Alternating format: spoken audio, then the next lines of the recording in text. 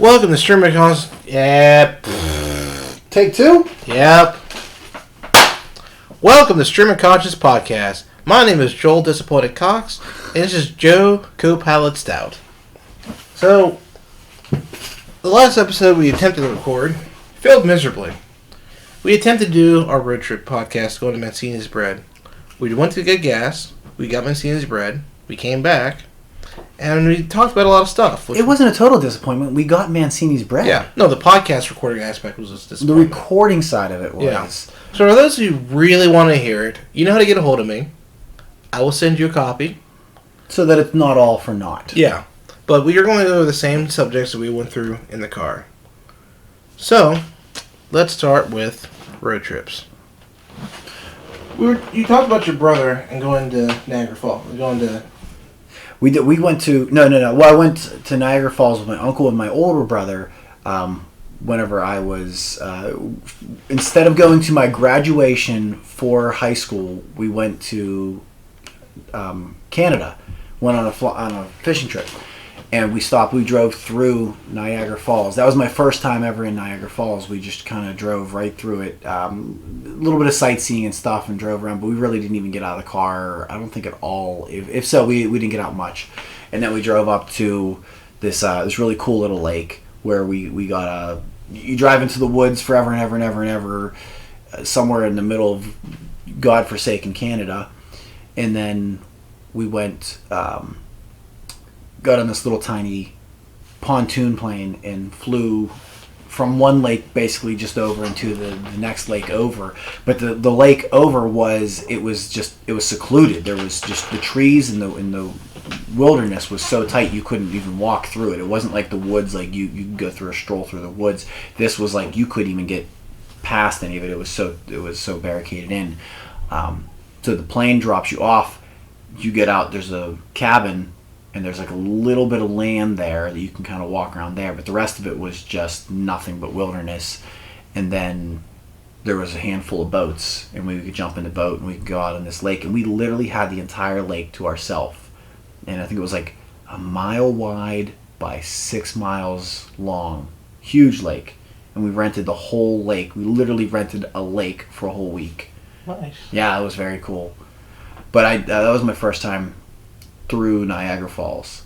And that's also, we were saying, that's the furthest north I've ever been personally. Mm-hmm. Was my furthest north was Niagara Falls, Canada side. And I was telling a story in the car about how I was working for UPMC and IBM. I was on 311 shift. And I was like getting bored and getting stir crazy. I'm like, you know what? I want to go to Canada. I called my buddy Scott. I said, Scott, let's go to Canada. Because he's always for going on random road trips. He's like, well, actually, Mary Ann's taking me, his wife at the time, his girlfriend at the time, is taking me to...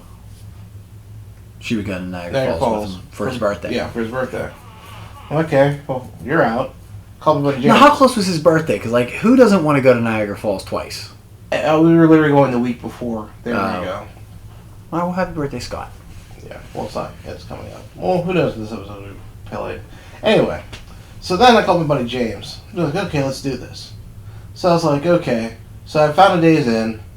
I think I got a book, like some kind of guidebook, and I saw Days Inn was in. I called the price were affordable. Okay, let's do this. So that's right. There used to be guidebooks. Like, you could go to AAA, and you could get, like, the books for every, like, all different places and stuff. Like, you get a triptych where it was... from wherever you were, it was just basically a map where they highlighted your best route. Yeah. But there was books for everywhere. I remember those. Like, you don't see those anymore. Nope. But there were. And they had coupons for different restaurants and such, and all the different sites to see, and it was the tour books or guidebooks or whatever. So we rented a Chevy Impala. We drove up. I've always called him my DJ/navigator, because I was always the pilot, because at that time he didn't have a license. So he didn't get one yet, because he was a college student, didn't see a point in having one. So we drove up. Did he go to school with us? No, he went to Pitt. Okay. He went to Pitt in like 2001 to 2005. I was already dropped out of school by then. I met him through my internship up at Union Signal. So we got to Canada and everything's in kilometers. Like, crap, what are we going to do? Because it's a digital dashboard. Before I got the manual, figured it out. We high-fived, like, it's kilometers, we can do this! So So some of the first days in I saw wasn't the right days in. So then we saw another days in. Then guy's like, what you want to do, we're going down this road, and he jumped and turned 90 degrees. You're going to turn right. And then you go down this other road, and he waved his hands, you're going to turn left, and he jumped again. And like, he's very animate about the directions. He's like, don't go over that hill, because you do that, you're going to end up in a ditch. Did he do like an arm roller coaster? Yeah, pretty much. So I found out the hotel, there's like 1,000 days in up in Canada at the time. And we picked the furthest one away from the falls. But then shuttle in the morning. So we took the shuttle at Niagara Falls and hung out. And one of my friend, she was teasing me about, hey, did you hit any girls in Canada? I'm like, no, that's not my thing. And two, it's embarrassing. She's like, you realize this is the best place in the world to hit on a girl? She's like, you can screw up so badly, you'll never see her again. And if you don't screw up, you can remember maybe she lives next to you. You don't know. On the other side, though, maybe you fall in love and she's from the other coast. Yeah. And then you spend the rest of your life wondering what if. Yeah. Or if you're as crazy as I am, you move to the other coast. Yeah, I wouldn't do that. Thank God I've never fallen in love with anybody in a different state. Mm-hmm. Well, okay, that's not necessarily fair. I have, but we were at least in the same place during that span of time of emotional. So we did all the tourist things. We did Made in the Mist. We did the tour behind the thing. We did. That's really cool, though, because you literally take a boat behind the. Yeah, I never was got a chance to do obsessed that. with Made in the Mist because they were telling how it was a diesel powered boat and it was like one of the strongest engines ever, and how you basically drive into the falls. Well, I was a big fan of Prodigy, and they had a song called Diesel Power. So I'm on the boat with my poncho on, screaming "Diesel Power" as we're going through the waterfalls. And my buddy James is like, whatever. I know this guy. I'm not with him. So we did all that stuff, but the problem was the last shuttle was like 9 o'clock, maybe 10. I forget what it was. But we wanted like the second to last, just in case something happened, so we could get back. So we got back, and we're sitting in our hotel room bored. My buddy's in the bathroom. I'm on my bed, looking at my computer. I was so amazed because if you go to Google.com in Canada, it changes to Google.ca. Oh, no kidding. Mm-hmm. Oh, that's right, because it's not in the U.S. I also remember turning off my phone because I didn't want it leaking data because I was worried that I was going to get charged or something. So, I also remember I used my bank card for everything because I didn't want to get Canadian money and get stuck with it and have to get it transferred. That's one thing I do remember, because after I was in Canada a couple of times. The first time we just kind of drove through. We did. It was late at night, and it was it was kind of like people watching and stuff. All the girls were coming out of the bars and stuff like that. So we were. I was personally enjoying that, but I was 18 and stupid and horny, so I was like, wanted to stop and hit on all the girls. The next time I went through was me and my buddies went with their parents. Their parents took them on vacation, and I got to tag along with them. And I remember a couple of times, both that time and also when I went back later on with my wife, with Sarah, I remember times where like they'll take American money, but you really have to know the currency to make sure you're not getting cheated out, because there were times where like I would give them money for, like, stopped and got an ice cream cone the one time, and I'm giving them a 20, and they're giving me back like $3 in Canadian, and I'm like, I don't know what the currency was exactly, but I know that wasn't right. But you have to watch how. So that... I just remember just paying with the card for everything. That way I had to get Canadian money. But that confused me too. When you were signing off on it, I wasn't sure if I was signing off in American currency or Canadian currency, because we did stop in a restaurant the one time too, and I just felt very confused, like I was getting ripped off, and I was already pretty poor at the time. Yeah. So I wasn't really. Yeah, I don't really remember. I wasn't trying to spend any more than I absolutely had to. So I'm sitting on the bed on my computer surfing the web. James in the bathroom. Here, boom, boom, boom, boom, boom, boom. I'm like, who the hell's on my door? So, like, I grabbed something, like, in my hand, like, for a weapon, thinking, what's going down?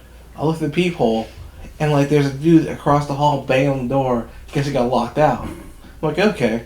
Out comes my buddy James running. Like, he's holding his pants, like, up by his belt. He's like, what's going on? What's going down? I'm like, other door, don't worry about it. He's like, okay. Drug raid.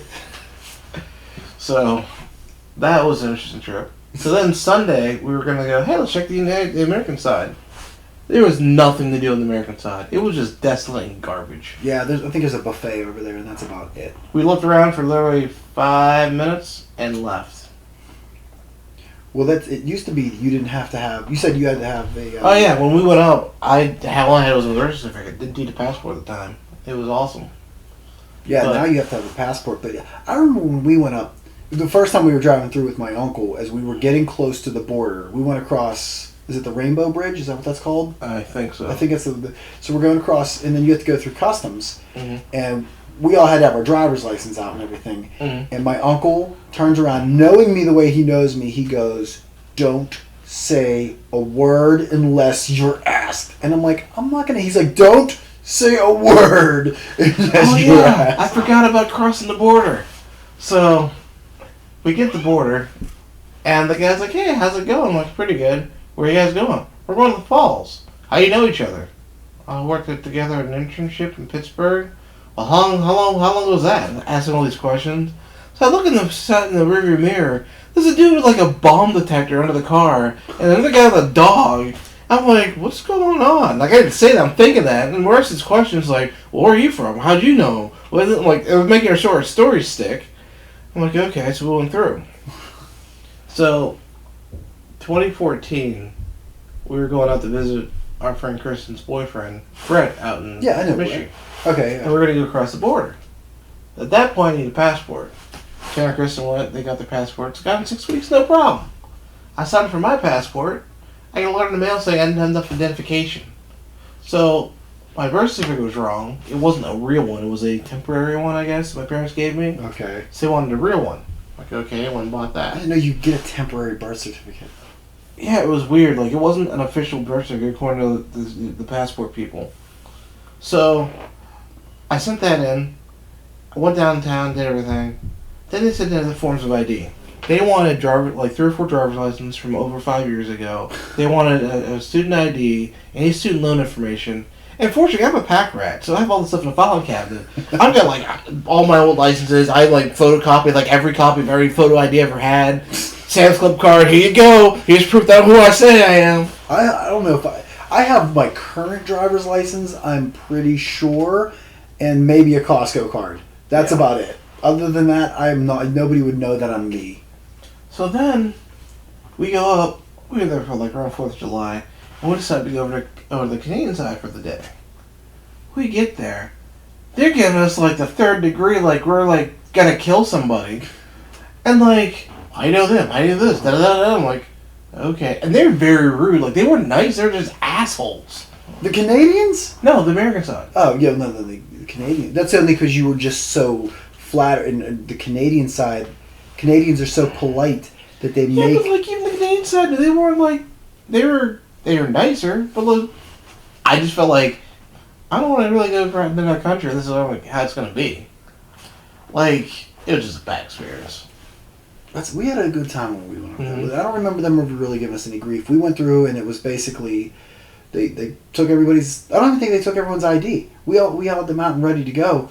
But they basically were like, "What's your purpose?" And said, "We're going on a fishing trip." And then they asked if anything to declare. And my brother had a pack of cigarettes or something. You had to claim that. You had a carton of cigarettes, so you had to claim that. And we might have had like a case of beer or something. And they were like, "Okay, move along." And that was the end of it. Like there was nothing. Like they didn't stop. They didn't talk to us. They didn't bother us. They just let us go through. But this was all pre 9/11 and everything too. So how far south have you been? The farthest south I've ever. One time I was in Virginia Beach. We went down to. We actually stopped and stayed a night at Chesapeake Bay. We went. We do a lot of camping. Every summer we try to go on a camping trip. So we went. We drove to Chesapeake Bay.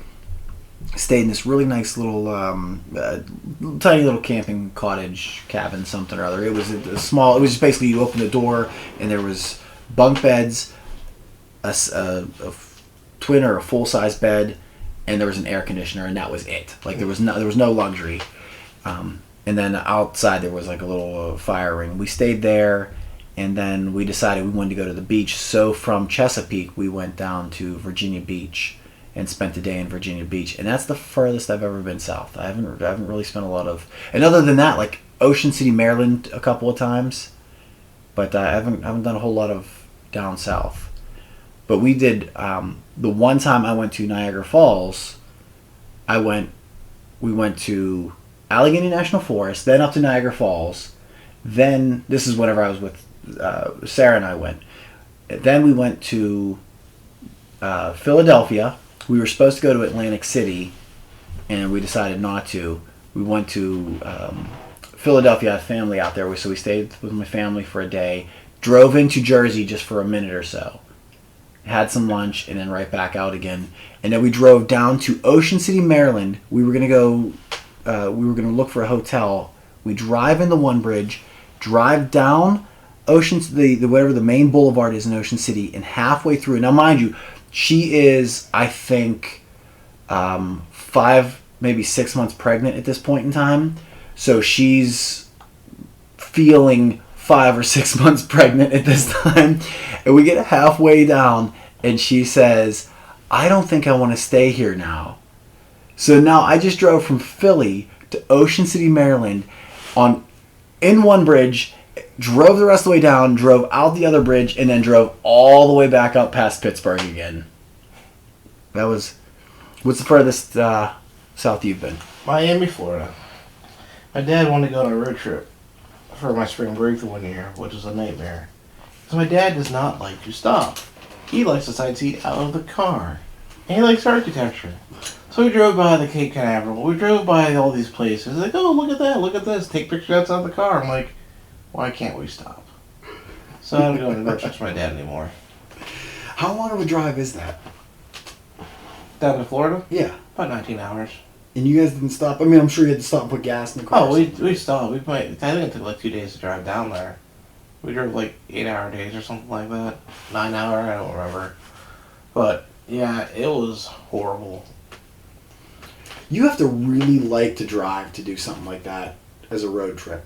Not really. I mean, I like driving, but like, I could do that kind of trip if I had the right people, the right music. I'd like to rent an RV and do like a big road trip, but I don't want to do it with my family. I love my kids to death, but I don't want to spend that kind of time. Like they would be difficult to spend that sort of time. Could you imagine you, me, and Jonesy with an RV? Yes, Driving across I could imagine that, and I would love. That would be perfect. That's ideal. Something like that, like the three, like just like the adults having a good time, and just getting it. Like if we have to look and see how much it costs to rent an RV, and take a week off work. That'd be awesome. That'd be so awesome. And drive out to Vegas. Furthest east you've been? Well, Jersey. Yeah, and not a Jersey. It was the furthest I've been. Philadelphia, but then we swung into. I believe we were in Jersey. My aunt and uncle drove us to this nice little diner, and we had a quick bite to eat, and then came back out. But that wasn't really. We were like barely in Jersey. Although Jersey itself is not a big place. Jersey's tiny. Yeah, we stayed in Jersey to go to New York a few times, so that was a lot of fun. I've never been to New York, New York. We were in Ithaca, New York. You and I went to Ithaca, New York. But I've never been to like New York, New York. I thought that was quicker to get to than Ashland, New York, New York. It's a little closer. Mm-hmm. It's you get to go further north to go over. Have you been to New York? Yeah. New York, New York. Mm-hmm. You said you were when you were in Jersey though. You went to We went to Cake Jay and Boss. Silent. Oh, Cake Boss. You went to Cake Boss. Yeah. The same day actually. We went to Jay and Silent Boss. Went to Quick Stop. We went to the Secret Stash, and we went to see Carlos Bakery. This was like his first or second season, so he wasn't extremely big. But we went in and bought some stuff. I think we saw him. That's very cool. Yeah. Was the Quick Stop like? Is it just still a Quick Stop, or yeah. are they? It's still like a running store. Like it's not. Yeah, we went in. Actually, I got a picture somewhere of Tara looking through eggs.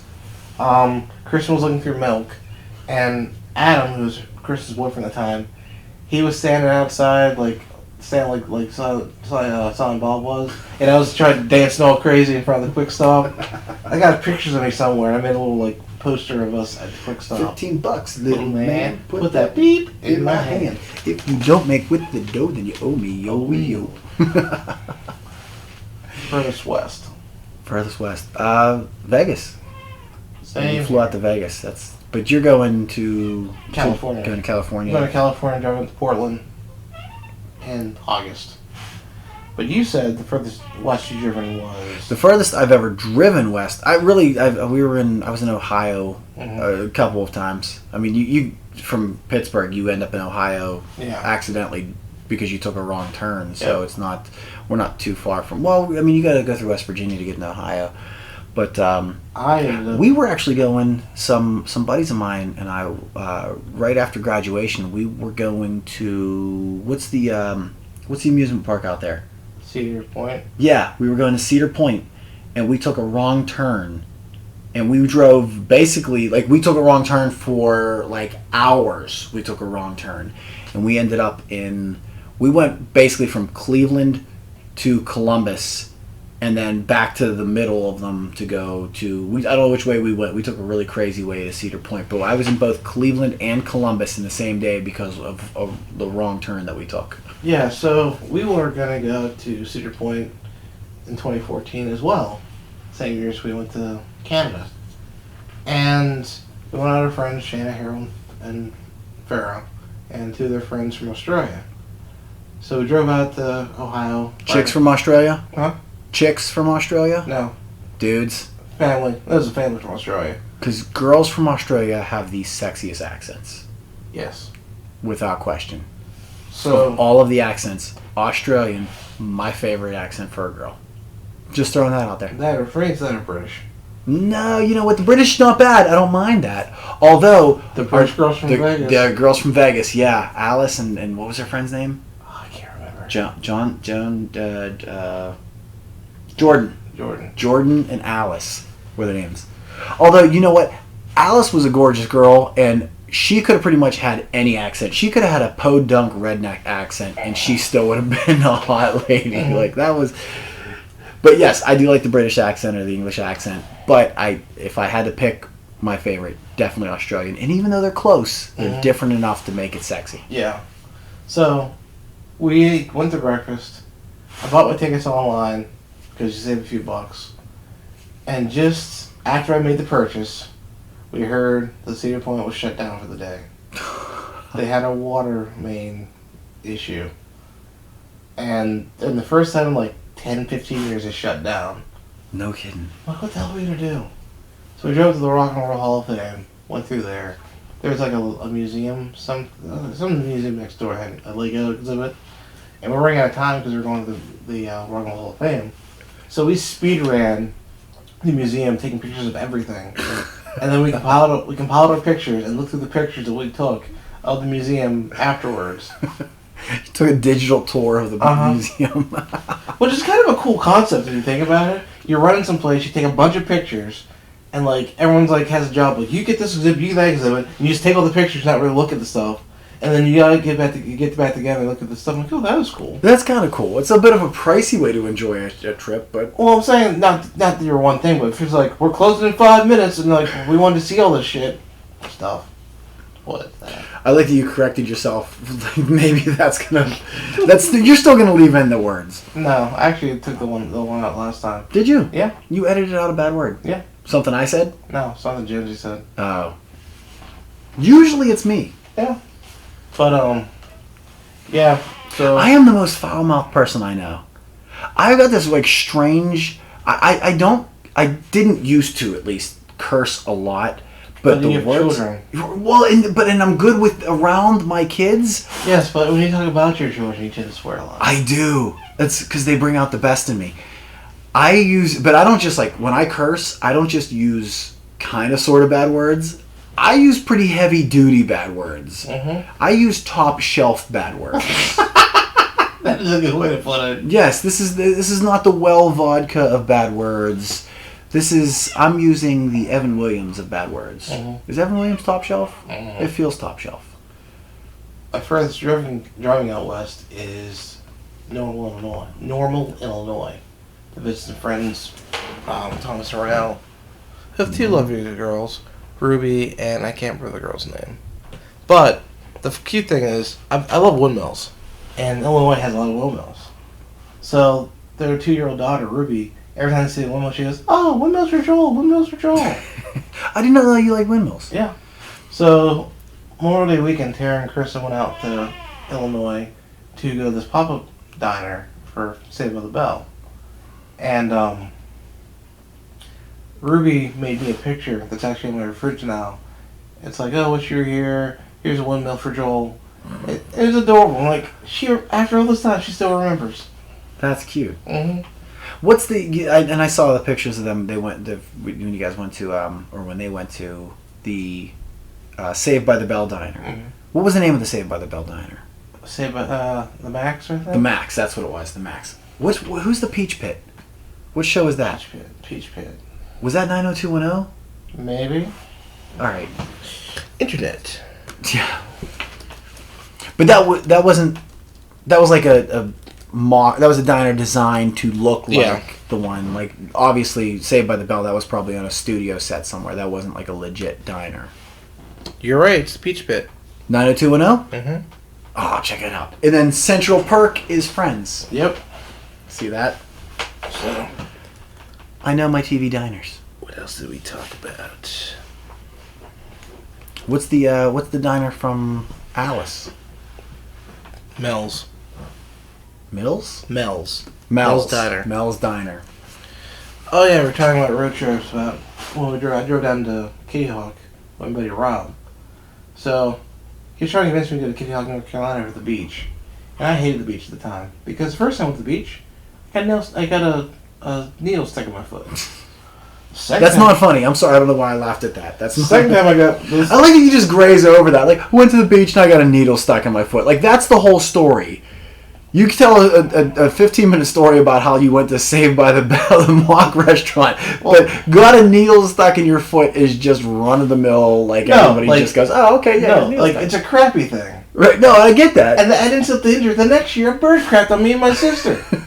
So I'm like, screw this, I'm never going to the beach again. Now, the needle in your foot, was it Daytona Beach? Yeah. And then was the bird crap, where was that? Daytona Beach. It was also Daytona Beach. So I said I'm never going to the beach ever again. So it's Daytona Beach is the problem. Although, really, Daytona Beach is the problem. I wasn't taking any chances. A beach is a beach is a beach as far as I was concerned back then. I remember the first time I asked you if you wanted to go camping. I wanted to get a bunch of guys together and do like a camping trip and have like a fun camping trip. And what did you tell me? Nope. Why? What was it? Because I can't remember. Because the black guy always dies first is what you said. I've got multiple answers about camping. So. But yeah, so my buddy's like, come on, it'll be great. If I can talk Jonesy into going camping, will you go camping? No. You will. What if we, instead of staying in a tent, we stay in a yurt? What the heck is a yurt? It's like a tent, but it's set in place. It's not like a pop-up thing. No, because then I got to worry about, is Jonesy going to try to get me killed, or am I going to get Jonesy killed and survive? What if we stay in a cabin? Definitely no. Have you seen the... Yeah, that's fair. No, cabin's actually scarier than a tent. Uh-huh. What if we stay in a camper, like an RV? No. Alright. It's all bad. So it's just out in the woods is the answer? Yeah, no woods. No woods. Unless I have enough firepower to take down a small army. You're not bringing napalm on our camping trip. What? You can have a lighter and a can of aerosol spray of your choice. But no weapons of mass destruction. A fishing rod, no guns, no explosives. Fine, I'll take some styrofoam, some gasoline, and a lighter. Is that the ingredients to make napalm? Maybe.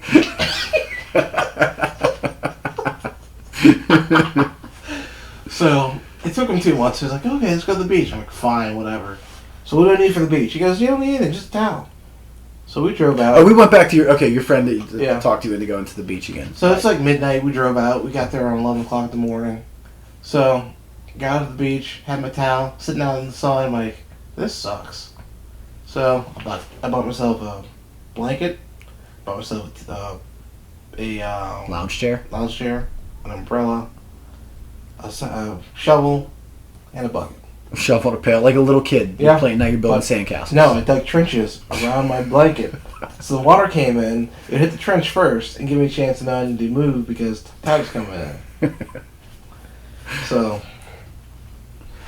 That sounds like That sounds like something you would do. It was a lot of fun. You built a moat around your blanket. I've got pictures of it. I'll have to show it to you. But I learned that. Have you ever built a sandcastle, like a legit sandcastle?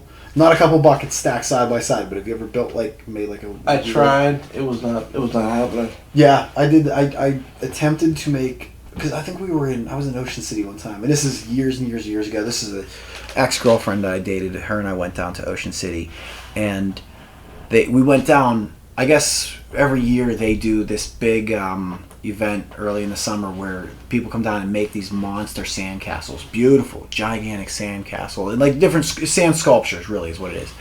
And then they I don't know, like they have a contest or something. And we went down a week or so after, and some of them were still left standing, so you could see, like they were a little bit worn out, but you could really, and they were awesome. Some of the crazy stuff that they had built.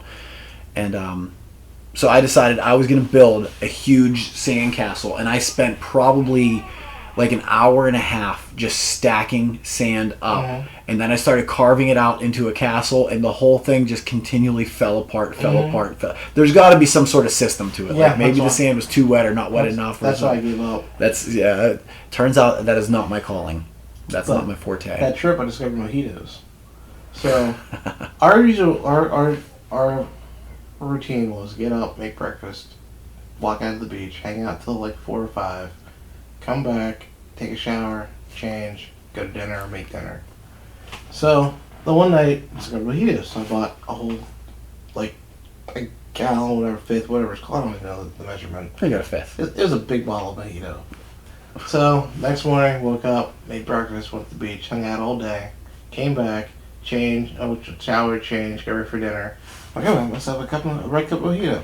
Got my solo cup up, poured myself a thing of mojito, drank it, and then 10 minutes later I realized... And this is after being on the beach, in the sun, all day long, without eating. Without eating, not drinking. I was so drunk. Like, I'd move my arm, and it'd move like 2 seconds later. I had to focus on if I want to move. Your body's on delayed reaction now. I just wanted to be over. I wasn't sick, but when someone was like, "I'm not happy with you," I'm like, "I know you're not happy. I'm sorry about this. Can we just know you're gonna suffer for this?"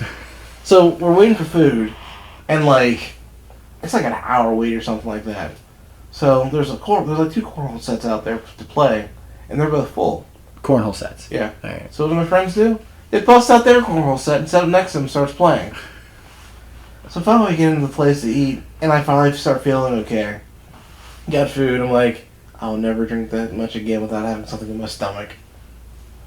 But yeah, it was a good time. I actually don't know how I did it for a week straight, just going to the beach and hanging out on the beach. I think day 4, nobody wanted to go to the beach because I think the weather wasn't that great, like it was going to rain or something.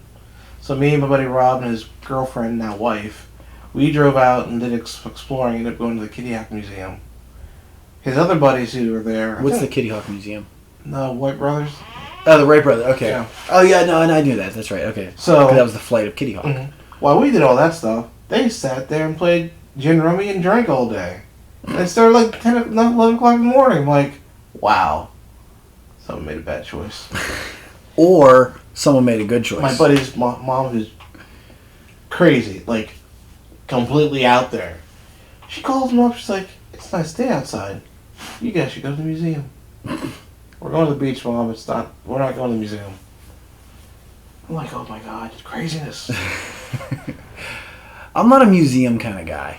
It depends on what kind of museum it is. Yeah, well, I mean, I could go to the museum, but I'm not like going out. If I'm on vacation, I'm So not if there going was to a the museum. museum of boobs, That I would go to. thought so. That actually makes a lot of sense. Is there a museum of boobs? If there's a museum of whiskey, There is a museum of whiskey. It's called the Bar. no, there's actually I forget where it is out in Texas. They've got some kind of museum. That There's has legitimately a museum for whiskey? Yeah. No kidding. And there's a guy, because one of the podcasts I listen to, they do a show. Oh, Texas does everything better. No, they don't. They do whiskey better. They do museums better. Yeah, true. I bet you the boob museums probably like in Vegas. I bet you there's a Vegas museum of boobs. Probably. But yeah. Texas is a little too Bible Belt for a museum of boobs. Maybe. It's close enough.